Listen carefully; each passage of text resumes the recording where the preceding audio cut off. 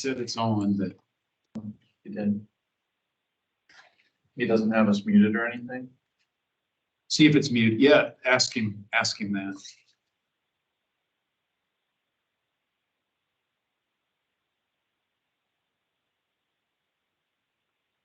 See if we can get George.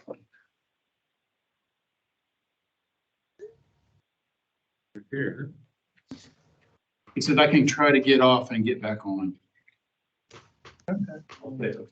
You got a, you can dial in the voice over phone. It looks like we've met quorum. I'm gonna go ahead and start this recording here as well.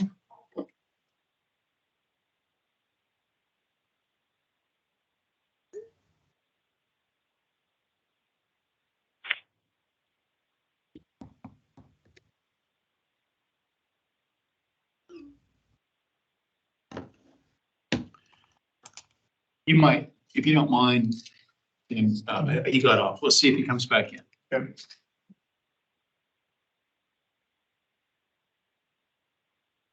You might remind him he could dial the phone number if he doesn't get sound, he could just dial and use audio. Okay.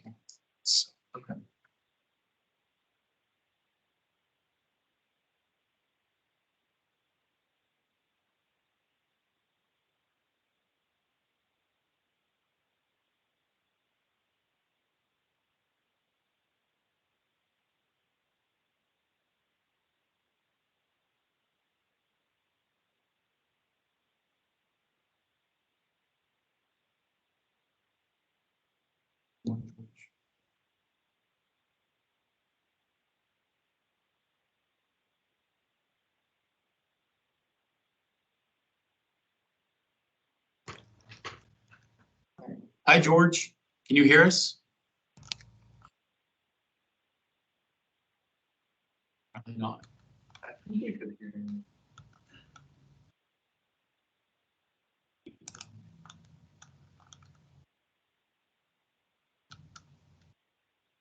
Maybe you can just dial in.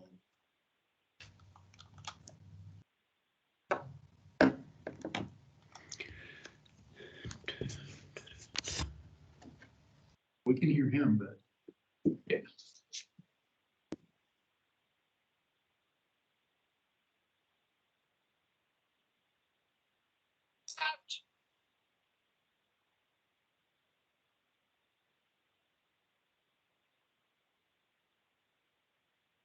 Okay.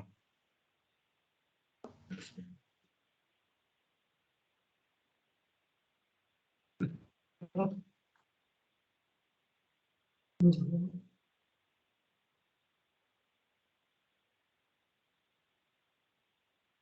I want to send him that number just in case too. Yeah. Well, hey, in the interest of time, we can keep trying to get George on and maybe he can, because he can't hear us. He said, just keep proceeding. He'll keep trying. So we can keep trying. Okay. Well, hey, good afternoon, everybody. Thanks for coming out for today, the December 11th, 2023 Stormwater Advisory Meeting. And welcome. And the meeting is called to order at 2:35 p.m. And I wanted to take a second and introduce Trevor Kurth from Baughman Company, who's our new member of the Stormwater Advisory Board. And he replaces Greg Allison from MKEC. So you want to take a second, tell us a little bit about yourself? I know most of you here, but if not, I'm Trevor Kurth, been at Baughman for about 20 years, do stormwater, PE, split clean manager, went to K-State, because that's probably the only university to go to in the state.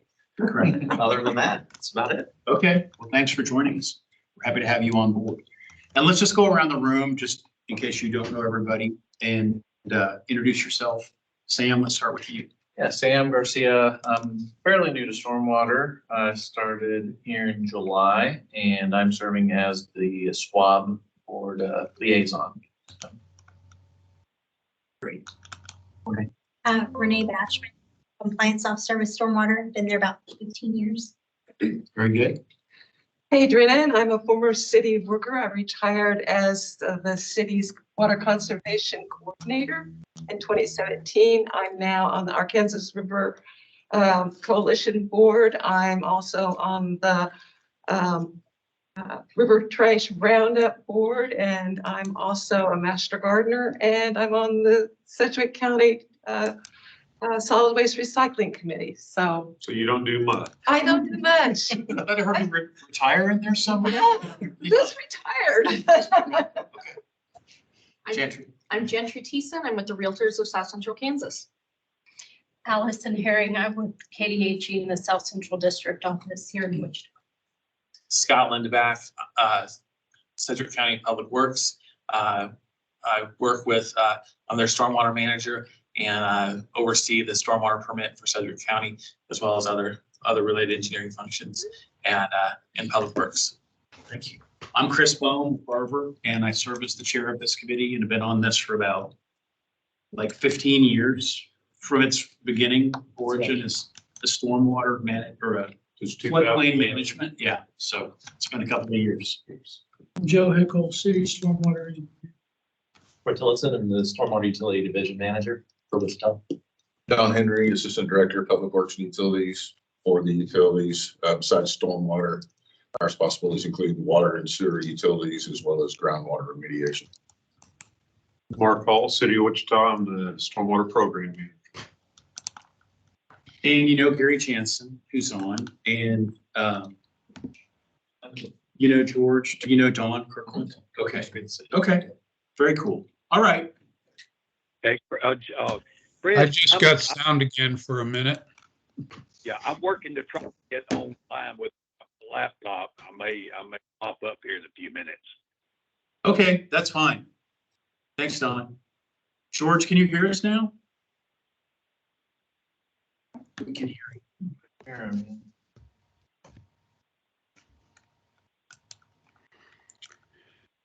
All right, well, we'll move on. Now we have a public comment period. So I'd like to call as open the public comment period for anybody here from the public to have any commentary. Seeing none, we can close the public comment period. Next item up is the approval of minutes, and we have a quorum, I believe. So the minutes are attached, or they're in your packet actually, from the last board meeting. And hopefully you've had a moment to review those. And if not, take a moment now, please, and have a look. And when anyone is ready, I would entertain a motion for the approval of the minutes. I'll make the motion that we approve the minutes. Okay, do we have a second? Second. Okay, we have a motion and a second to accept the minutes as presented. Any other discussion? Hearing none, all in favor signify by saying aye. Aye. Opposed, same sign. Thank you, everyone. We've already acknowledged Trevor as our new board member. So I'm out of order on my chair position here, but it still works.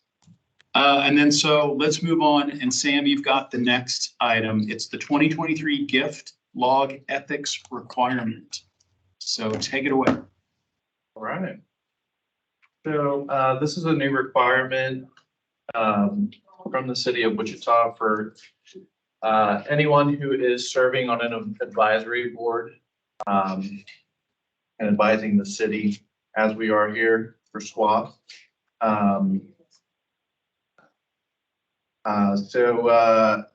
The board, the Ethics Advisory Board, will require all members to report any gifts which are intended or have the appearance or effect of influencing the performance, the official duties of an official. So, I mean, that basically just means anything that could appear to be a conflict of interest as far as what your duties are here on the SWAB.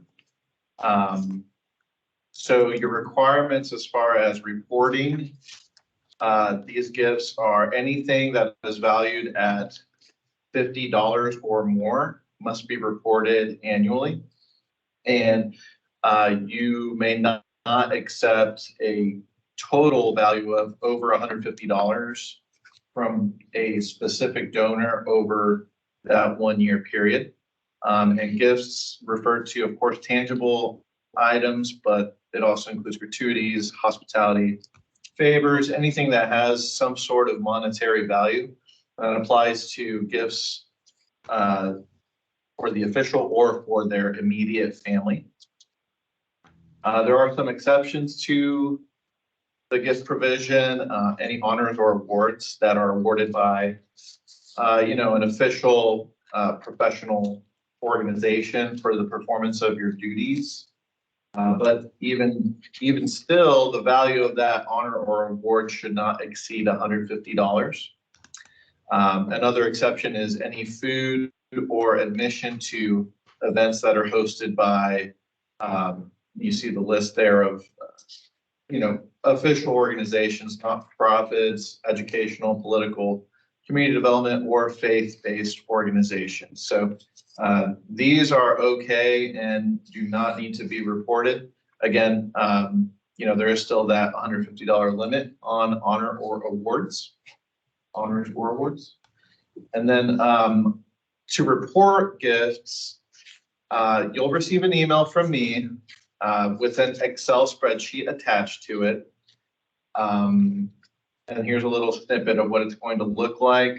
It'll ask you to fill in your name, your title, the year 2023, and then the total estimated value. You'll include every individual gift received throughout 2023 here. It does need to be filled out regardless of if you do not have any gifts to report. Just please at the top fill in your signature, your name, title, etc., and the date. So I will need to get a copy of that from everyone that's on the board, and then I'll be able to forward that to the city clerk. And just to make sure I'm covering all the bases here, then just as far as what a violation looks like, any unauthorized gifts do need to be returned to the donor or turned over to the city. So a complaint would be submitted with the city clerk and then reviewed by the ethics officer. The consequences of a violation, if it is deemed to have occurred, would include ethics training, and then possibly, depending on the severity, public censure, removal from office, and then a fine of at least $100 up to $1,000 per violation. And that's basically the gist of what I wanted to cover with you guys. Does anyone have any questions regarding this policy? I have a question. Yes, sir. Trevor's probably not been sworn in, but the rest of us have been by the city clerk. You have been sworn in. Okay, just checking. Okay, great. That was my question. Great. Yep. And just know, this is not the only board that has to comply with this. It's any advisory board to the city. Any questions from any board member about the policy? Okay, would that email come out here in a week or two or before the end of the year? Within a day. Okay, Yeah, perfect. All right, very good. Direct questions to you, if anybody has any questions. Yes, please. Okay. Yeah. If you have any questions, please email me. Yeah, main thing is let's make sure everyone submits a log by the end of the year, and then the city will be able to have that on their books. Okay, very good. Thank you, Sam. Appreciate it. Next up, minimum floodplain standards update. This is in response to a query that we had a year and a half ago. Yes. And FEMA had put out a public comment period regarding the floodplain regulations in general. So we, as a group, along with the city of Wichita, put together commentary, if you will, that was submitted. And we wanted, at the last meeting, I think it was Gary O'Borney had asked if we had an update on any response that we've received from FEMA or anyone. And that's what we're going to talk about right now. So Sam, you're up again. Or I guess Troy, you're up. Yeah, sorry. Kind of switch that up. Right. No, it's apologies. Yes, Sam did reach out to the floodplain administrator for the state of Kansas, as well as several others. Joe did the same. I've done the same over the last several months. And everyone that we speak to has been really non-committal. They said that, yes, your information was received during the RFI period. No response to our comments specifically.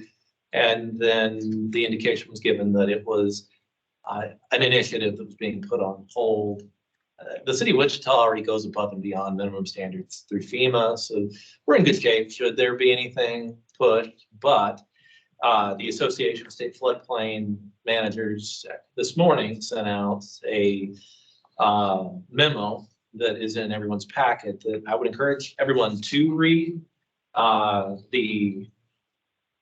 guess real highlight of it all is this group, which has influence in every state and territories throughout the United States, has given its glowing support for enhancing the minimum floodplain standards up to and including a elimination of fill as a way to build in the floodplain. That obviously would have some pretty significant impacts on things that we all do. So I think the takeaway is not that this group triggers anything specific, any special action on the part of FEMA. What this really means is that an influential group that does go to conferences, does have connections with those that could bring this back up again, have given their support for it. Their recommendations are before you, and this issue could heat back up just at a moment's notice. What the timing now? Did they give you, when you got this information, was there any explanation as to why in December of 2023, no clear reason. It was the general, daily email with articles of what's going on within the organization. And this just happened to be one of the items that they wanted to cover. When did FEMA make the decision with this item on? So they've never officially said what their plans were, what their timeline was. Just in talking to their officials and talking to the state of Kansas, they say that there is no, they don't see action in the near future on this. So that's what I mean with the non-committal. We have no timeline. Yeah, I get that. I was tying it back to Chris's question of why would this group in December issue this letter? And I'm just wondering, did FEMA recently say, hey, this is on hold, it's not going? Maybe this is a reaction to that. I don't know. It's very possible because I would imagine that we're not the only ones that are inquiring through FEMA, through the state officials. Guessing, but the truth is, I don't know what the motivation is. I think that's as good a guess as any.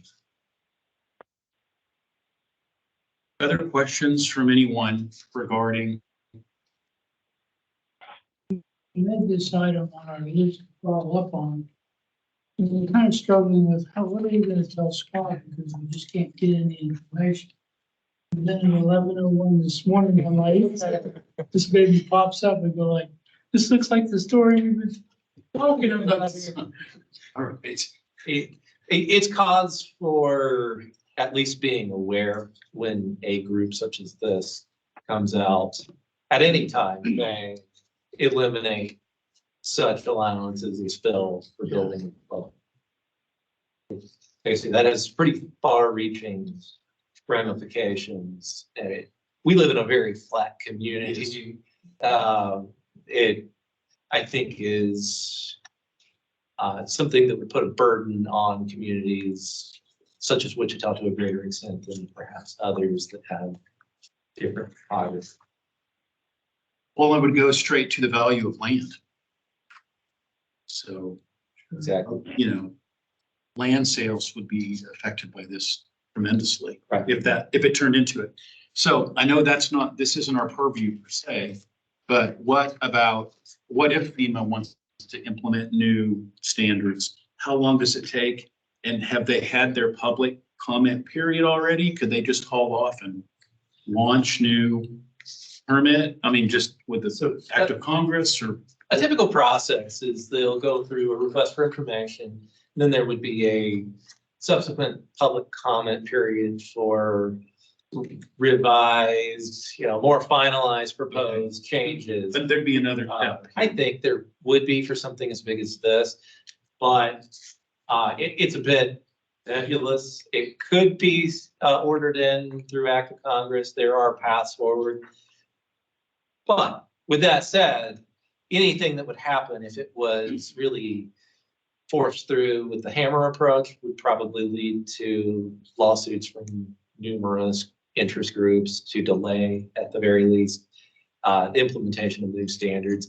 And that would give us time to adjust it.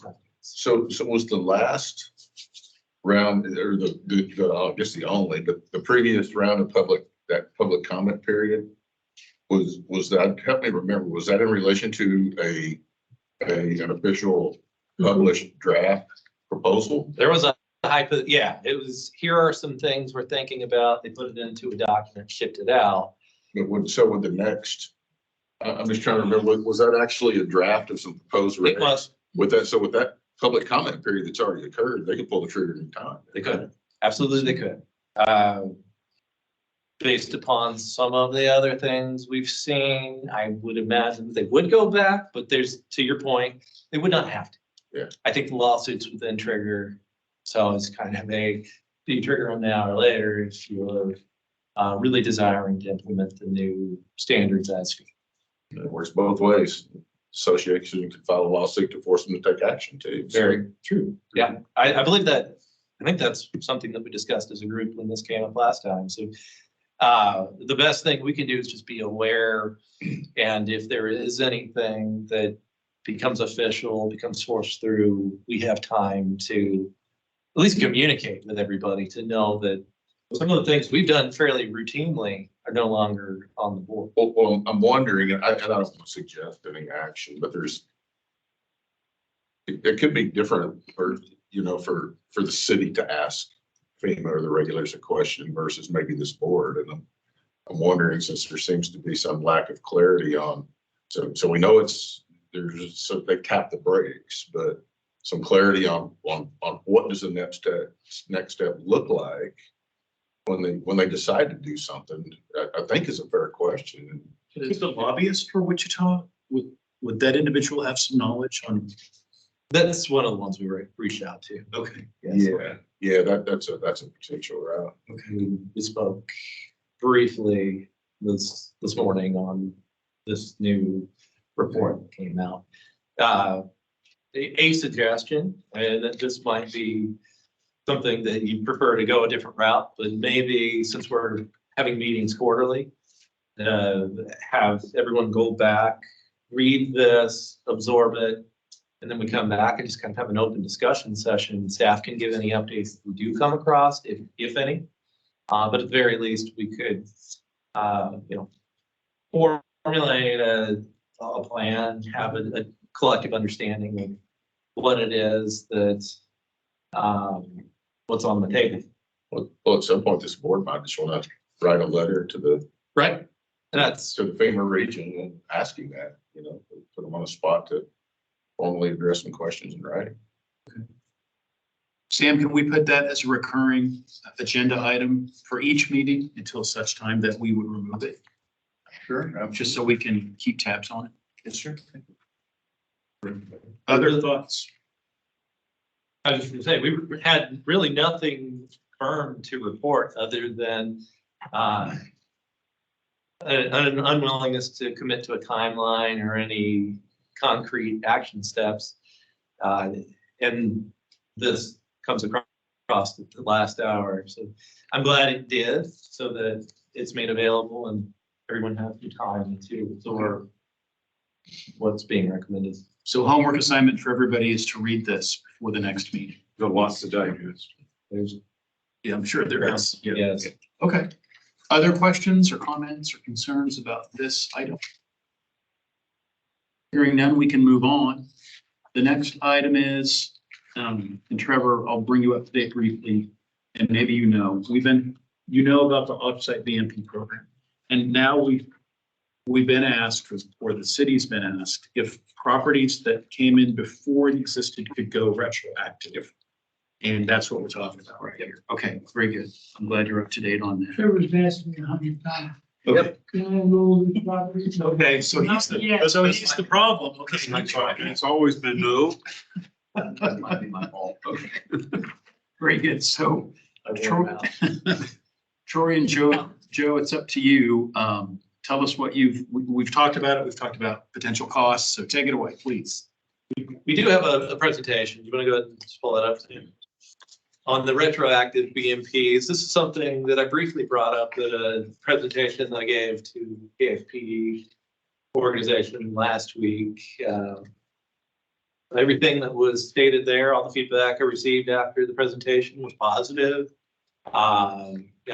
This is a program that I think we should be proud of. A lot of times there's a hesitancy to utilize the system or this type of a program the first time because well, tell me a bigger city, that has done this. Well, until now, I really can't. Wichita was the first, but isn't going to be the last. So as far as retroactive enrollment, the background, we've been asked about this for some time. Can we do this? What would it look like? Joe really spearheaded the financial and availability of acreage for our no-till land bank review process. And then we subsequently looked at what the projections could look like, worst case scenario, best case scenario, and really came to the conclusion that there aren't a lot of drawbacks from allowing retroactive enrollment of the 1,300 or so acres that were brought in under the on-site BMP only program between 2011 and 2016. And from that, staff came to the recommendation that this is something that should be pursued. We just needed to figure out how to formally structure it. So at this point, the recommendations, we came to $250 per enrollment, per property enrollment as a review fee. That's something that we kind of wrestled with, but utilized some of the fees that are charged through engineering for other reviews and came to 250 as a reasonable amount to account for my time, Joe's time, incidental costs going out to look at the site before and after to make sure that things were done correctly. And then once that fee is done, the process is completed. From then on, the property owner is expected to pay the $19 per acre year fee in perpetuity. And we also have come up with steps for decommissioning or removal of various on-site BMPs. The real critical piece here is just some sort of engineered plan to back up the recommendation, because each situation is going to be somewhat different.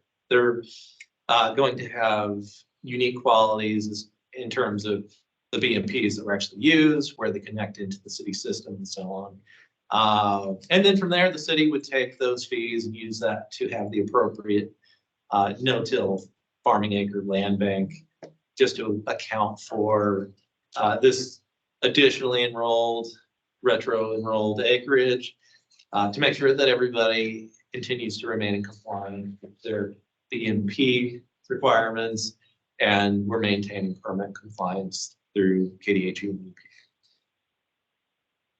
So general information here, and it is general. We can drill down on this, but again, those engineered plans are going to be the primary drivers for yes, no, what specific measures have to be taken. But our thoughts are, green spaces, forest pavement, those things can be left in place. They're not going to result in harm to neighboring properties or the property itself. Hydrodynamic separators are something that we would desire to have removed and then have an inlet piped into the city storm sewer system to allow free flow of storm sewer, avoid any type of excess buildup over time, localized flooding as a result. Snouts are also something that we would suggest would be removed through this process. We don't have a large variety of, there are different flavors of the BMPs, but in general, we don't have a large variety of categories. This is it. That's kind of what we would suggest would be done. If this is something that everyone agrees with, we can, continue to work on formalizing the process. And as we have, interested parties, they can send the requests. We can process the fee to make sure that each step that's been suggested is followed and start the enrollment process. Questions or concerns? So the 1,300 acres. Yes. So what do you guys think the percentage of that 1,300 would enroll at? Maybe 25%. A lot of that's gotta be residential. That's not gonna go. Right? Correct. Because there's several of those, Trevor, that are gonna be the 100-acre subdivision developments that they're not gonna opt into the offsite BMP program. And what they've got going on currently is what they're gonna stay with, so. But in the financial model, we triggered worst case. How do you think We 1,300? can do that. Because we are only going to have to purchase, because there's the 4-to-1. Yeah, 325 acres. exactly. So, I, truth be told, with our projections, which are up here, Joe can go into detail, but really the critical takeaway is this program has worst case scenario, hundreds of years of life. Best case, it goes on for basically forever. Right now we're limiting ourselves to a drainage basin, a drainage area. There was some discussion at the KSP presentation about what about going further? Well, it depends on what your end goal is. What about having kind of a more coordinated approach where smaller communities can all band together to share in maybe administrative costs, because the city of Wichita is paying K-State a fee, annual fee to serve as an administrator for this program, to go out and secure those no-till acre contracts. So there are a lot of ways this could go over time. At this point, Wichita is focused on its compliance with its permit, but I think the model has a lot of opportunities. And there's no real financial or lack of available acreage or no-till conversion concern that we see. Joe, you want to? Well, we've been through this before. Only way we updated it is on the left side of the screen near the bottom.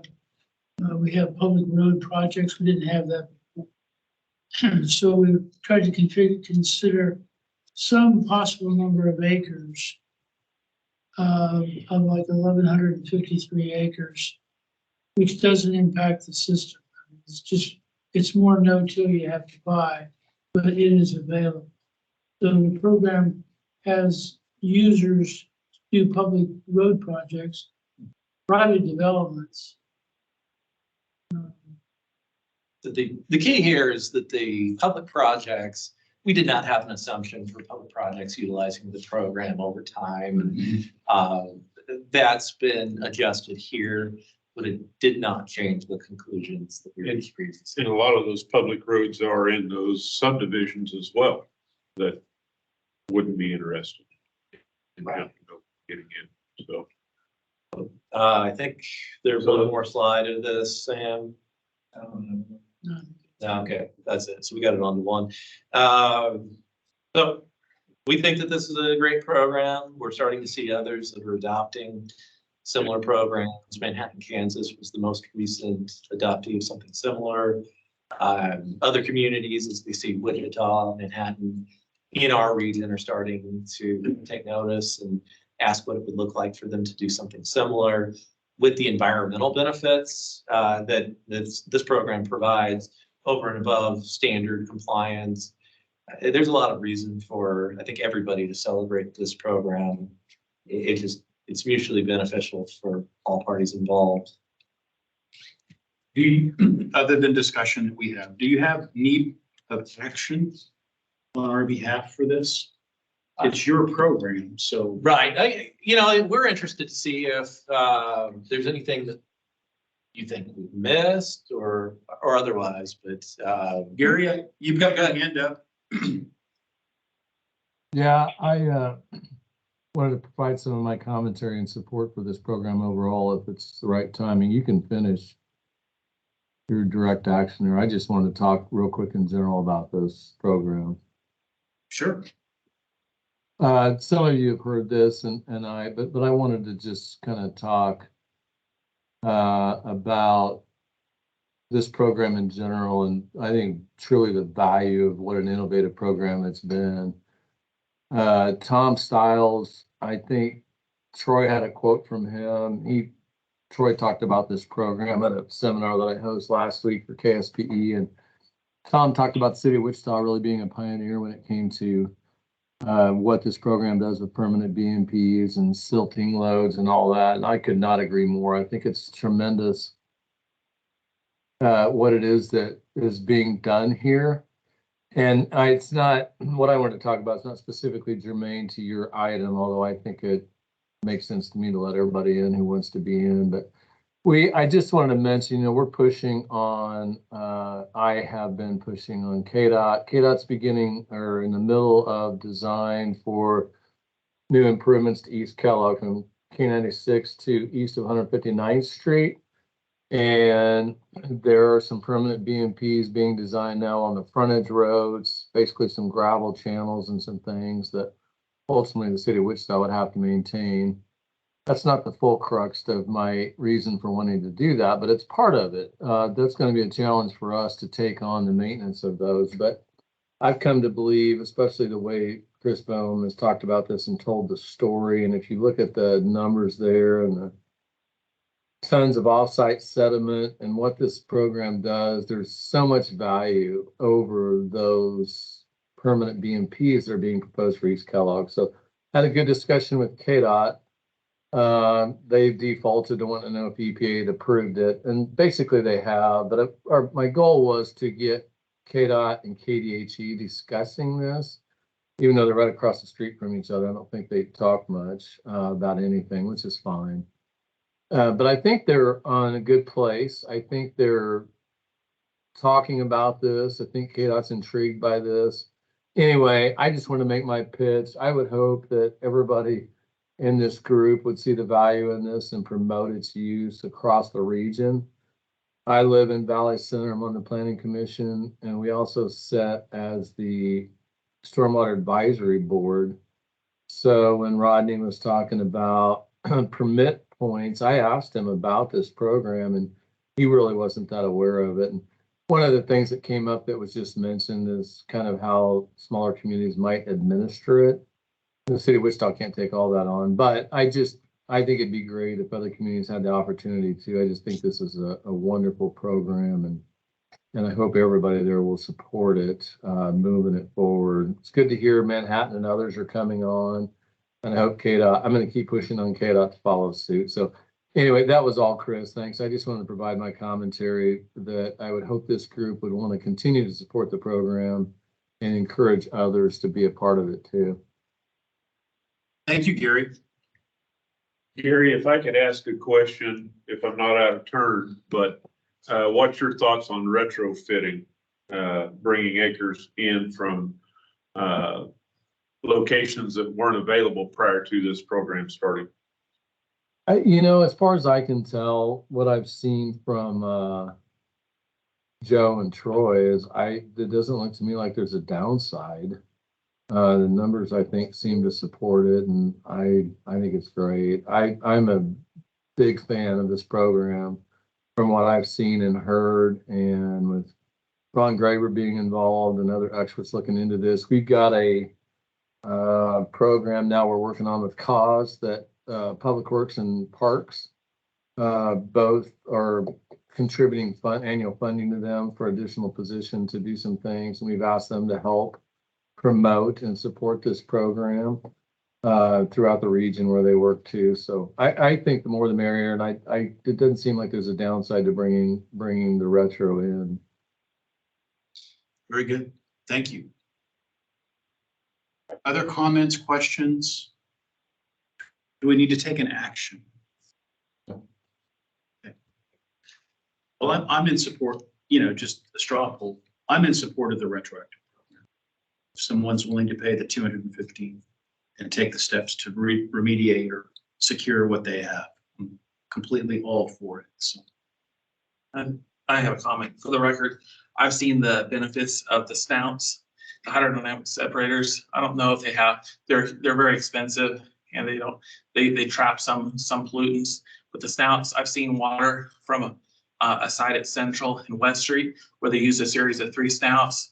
The first structure was full of trash and debris. The second structure was black and murky. The third structure looked like water that come out of your drinking water fountain, your drinking spout. So it does have a benefit. The snouts are about $2,500 on average per location. So it's a fairly cheap BMP. And I know that we've required those in the county at areas that need to have a water quality device that since we don't participate in the offsite BMP program and we feel like it's a cost-effective BMP, we have done one hydrodynamic separator for a large cost, but it also drains a 66-inch storm sewer line in an Oakland improvement district. So it too has a great effect on treating up sediment, but it also is trash and debris. And I know that our permit with KDHE requires us to walk streams, have stream pickups, cleanups. I know you've seen probably a lot in the past 10 years, more river cleanups. And just imagine if you're able to put snouts on a decent sized commercial development, what that impact could have on the rivers and streams in our community. I know that my brother, he works for an engineering firm here in Wichita, and their engineers have put on presentations on how much trash and debris have been pulled out of the system before it got to our rivers and creeks and streams. But I think it's important to do something locally, not only doing something like the offsite program, which is greatly needed, but also do something locally for our community so we don't have subdivisions that have large amounts of trash and debris. I know that there was a neighborhood off of 29th Street that wanted to have their water treated before it discharged into their groundwater pit lake, Barefoot Bay. And the city at the time agreed to put in a water quality unit. It didn't have to be a hydrodynamic separator. It could have been something much more cost effective. But I think looking at certain cost effective BMPs, structural BMPs can have a benefit for our area. And it's easy for our combination cleaners to pull up to that inlet and clean that one structure out, rather than trying to clean an entire line that's maybe 600 feet long or 800 feet long, jetting a line out. But if you had it all collected in a central location to back out that one structure, could be easier to do than maintaining miles of storm sewer line that we have in our system today. But I'm familiar with those. We've actually got 2 hydrodynamic separators up there at Barefoot Bay, one on either side where it comes in, where it comes down. And our crews, starting out, they were going out and cleaning those about once a month. And now it's to the point where they're cleaning them about once every quarter, and they're not getting much out of them.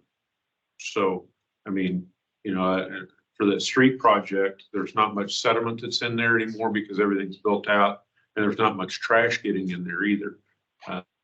But that's just that one location. But I see some benefit to some of that as well. But I think it's up to the individual location on whether what BMP they would like to use. So it will be interesting to see those that have established now. It says they're private BMP, if they want to go ahead and enroll in a offsite BMP program and maintain those now. I would be surprised if they want to continue to maintain those and pay Yeah. into the offsite BMP program, but those are things we'll find out over time. So this is a more this or that rather than a this and that program. Right. So in 2011, there were water quality standards that were added to the permit, and until 2016, only on-site measures were permitted. So that's that list of things we had. Since that time, we've had, especially in small acreage developments, commercial, the Quick Trip or Walgreens, those are the perfect examples where they don't have room for a sediment pond or anything of that nature. For them to avoid the hydrodynamic separator upfront cost and then ongoing maintenance expense, this has been great. There are still those larger developments where you have room for the pond, it's viewed as an amenity. I think that they're still going, and there's need for detention. This is the water quality measure. You still have situations where offsite BMP programs would not be appropriate because you detention offset in order to avoid localized flooding as a result of the development. Thank you. I can see a handful of cases where I think they would. A lot of people would probably do both. And $19 an acre is nothing. So if we do a biannual inspection, let's say it's $750 every 2 years, it's a 5-acre site. They're better off just paying the 19 acres, leaving the snout in place. Right. And just not doing the inspection. And they've already paid that. And they can still, like Scott was saying, do whatever good is downstream and back it out. There would have to be an assurance that they are going to clean it so that it doesn't lead to any clogging or anything over time. And that's really the concern of, do you mandate removal on something that could slowly become clogged or, create a localized flooding concern? Joe, do you want to elaborate on that? No, I think that makes sense. Trevor knows his clients who would choose an approach. They're wanting to choose the offset BMP program. They may choose to keep the snouts, but not be responsible for paying you every 2 years for a certified inspection. But more so just making sure it functions.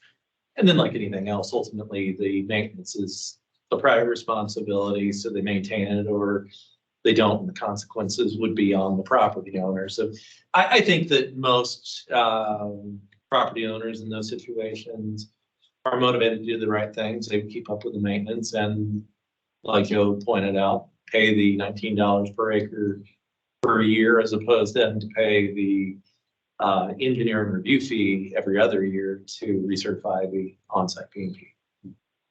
Good point. Because if your review shows snouts are plugged up, the owner's action is to clean them.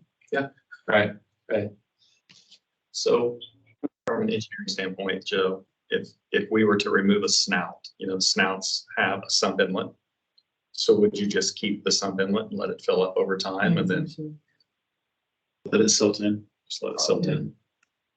And I think that would be an individual owner's purview, whether they wanted to go ahead and fill it up with concrete now or let it fill up with sediment. But I think it goes back to the point at the beginning of having some sort of engineered plan, some well thought out proposal for that site, its unique qualities and characteristics. And if they do choose to keep both, then it would be an updated O&M plan for an operation and maintenance plan for what they would do with it. So, I guess with that, what we have pulled up on the screen contains a lot of great information. I have to stress that this is still somewhat in draft form. Ron Graver and the staff that he works with at K-State were kind enough to help put this together. Previously, there was a handout that really pointed to the benefits to developers. And the concern is if we try to promote a program like this and we solely focus on developer benefit, you may have people who don't receive that program as well. Just think that it's just there to enrich developers. With this, draft document, we asked them to go back and take a look at some of the other benefits that are there. They're just as real as savings and avoided being on-site B&P construction costs, maintenance, those sorts of things. We thought that it was a reasonable thing to bring to this group so that you know that there is now a reference document. We want to share this with you that speaks to the acreage enrolled, the tonnage of sediment reduced. This points to the non-point sediment control that is a very tough thing to get when it's not voluntary. So we've got ecological benefit, reduced sediment, carbon. We're focused on the sediment, but this gets at other regulation that you'll see wastewater management have to meet. And we think that that is not in competition to the program that Wichita has. It's something that shows the flexibility of having an offsite B&P type program. It could be there to help with nutrient reduction and maybe communities.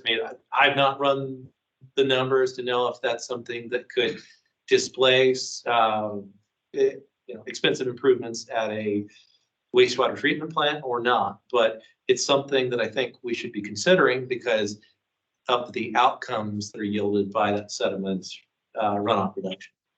I think there is at least one community who's exploring this type of program for wastewater permit limits instead of stormwater. I'd heard of one or two as well, but they hadn't gone very far. They're not officially, they're not complete. They're still in the experimental phase, but yeah, I think it's gonna be exciting how many different. Just looking at that nitrogen number, that's huge. It is. So, I'm not gonna sit here and read all of this to you.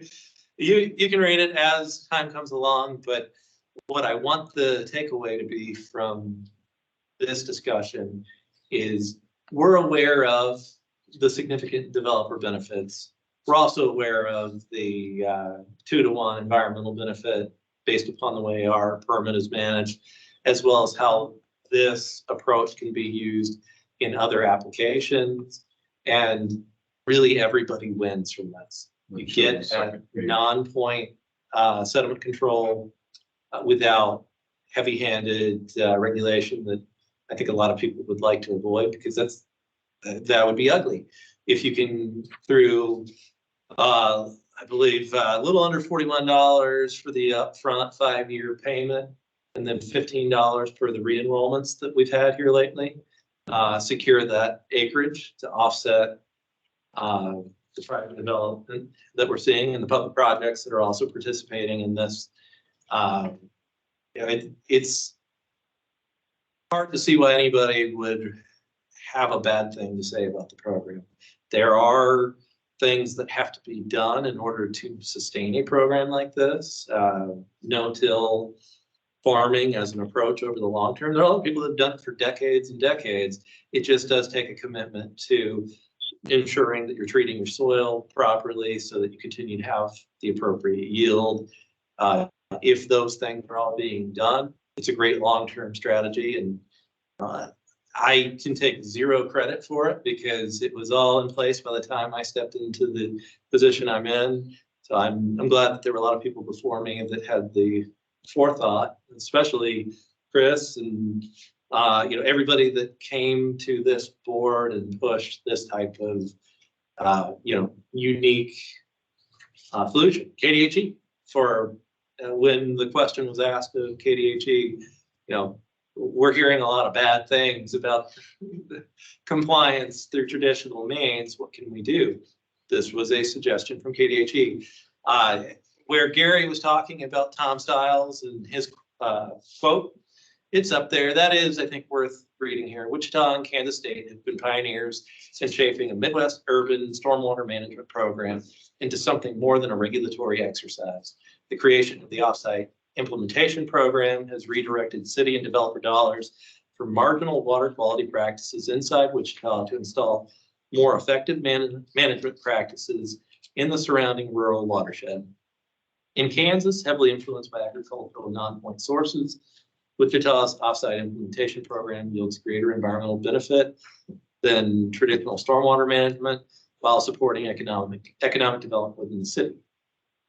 After the initial $60,000 startup to purchase the no-till acres for our land bank, within 10 years or so, the startup fees will be paid back. It's all private money paying for private compliance.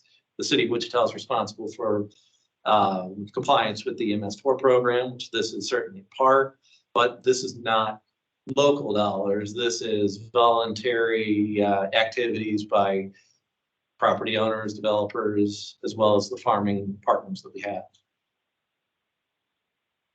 Any questions on this?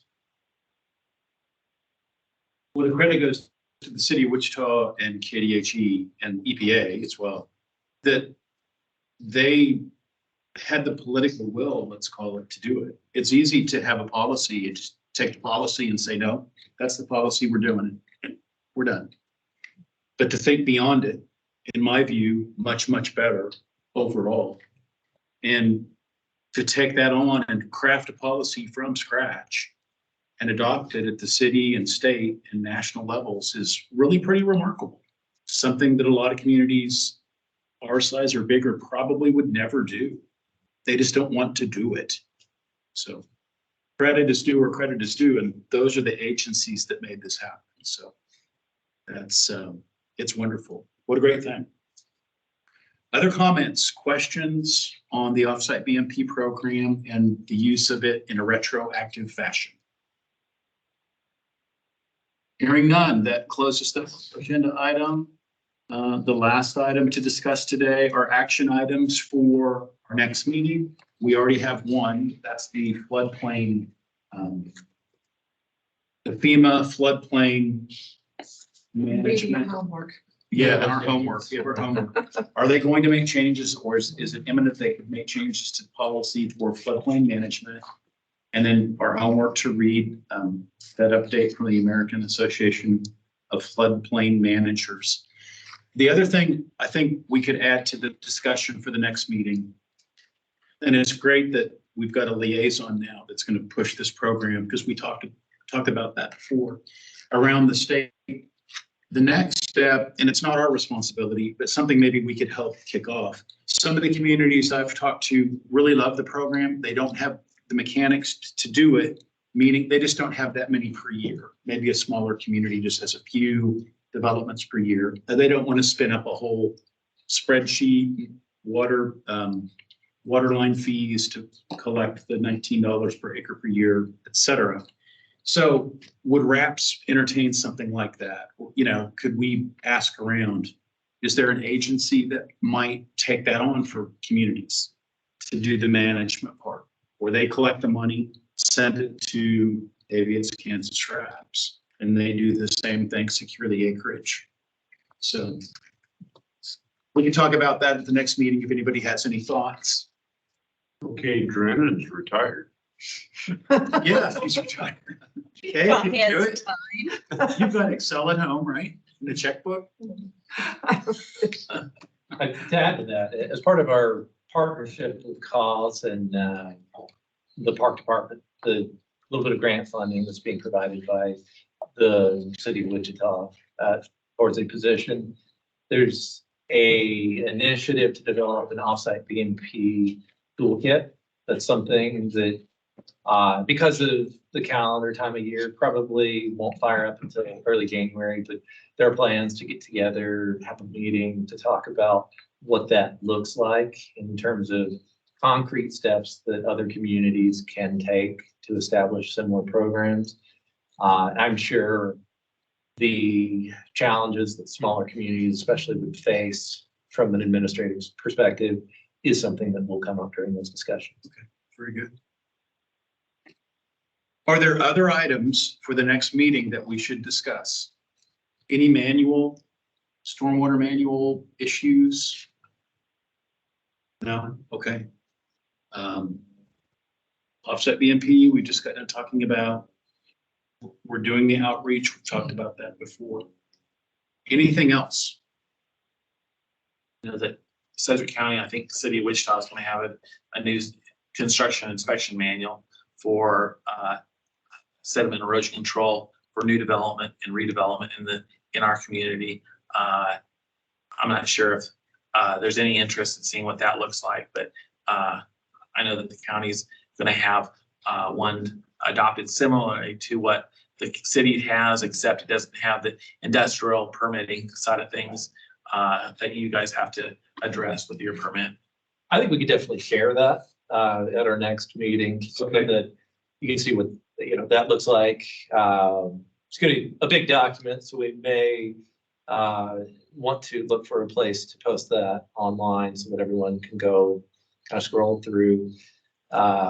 Just hit the highlights, maybe. Hit the highlights about what we're seeing. Mark can kind of spearhead that. Okay. And we should also just let everyone know we're heading into a slightly modified MS4 permit. No major. Well, there will be some changes. The main thing is that it was getting on a different schedule so that the phase ones could be reviewed, not all in the same year. That's something that KDHE had asked us to do. With the changes that are in there, you know, it's more about figuring out what words like regular and substantial mean. So we're working through that, trying to head off any unforeseen events, but the draft permit is out, posted online, the Keams. I'm not sure what the KEIMS website. Kansas Environmental Information Management There we go. System. That is posted, so you can take a look at that if so interested, and we'll continue to be working back and forth. KDH and Wichita are working together already to kind of figure out what we think some of these terms mean. A lot of it's coming from, I think, input guidance from EPA initiatives. And so we'll be sifting through that. If there are any real highlights that we think are going to have a significant effect, that are going to be related to our manual, implementation of the manual, we can certainly bring those up. But at this point, it's probably still a little too early to. Yeah, I don't see any changes needed to the manual based on what we're seeing from the MS4 permit. Right. Okay. Anything else that we need to consider at the next meeting? Okay. Sounds like we have an agenda. So it's March, right? So spring break is in March. It'd be great to miss it. There's usually about a 2-week window of spring break. So maybe early March or late in March. Do we have it on the calendar? I guess maybe that's. Well, that's Joe Hensley within Public Works and Utilities will typically reach out to help get that on the calendar. Okay. I think we just need to communicate that to Joe. Yeah, early or late or there might be some reason to go late March, given some of the issues that are kind of cooking and we don't really know, like with the minimum floodplain standards, how fast that's going to move, if at all. Our spring breaks usually, I mean, the last week of March. No, it's Usually not, St. Patrick's Day. It's like the second. So maybe that, yeah, maybe that week of the 25th of March. 25th through the 29th would be a recommendation. Yep, I'll check in with Joe then and Okay. ask if we can plan around that. Okay. Are these final I or enough that we could? would read it. Yeah, I mean, I think so. I think that they did a excellent job. Yeah, I'd like to. hear And Tom's quote. I think you should. Okay. Do we have that electronic for the? Okay. Yeah, I would. There could be changes to it, but you know, reading through it, it looks great. There's a lot that's worth showing off there. Yeah. I thought that was a good job. They do a good job. And as a reminder, these meetings are televised or the video is posted, correct, on the City of Wichita YouTube channel? Is that That's correct. correct? They will be. Okay, That's, yeah, okay, I think great. we voted on that last time Yeah. to get that standard going. And Gary O'Borney had asked if there was a way he could watch a recap of the meeting, since he couldn't make it today. So, The intent is for this to go up on that. okay. Before we adjourn, any other issues? Hearing none, I'd entertain a motion to adjourn. So, one second? Second. Second. All right, all in favor, signify by saying aye. Aye. Same, we are adjourned at about 3:37 PM. And Merry Christmas, everybody, if I don't see you before. And It's a coming happy up New very Year. soon.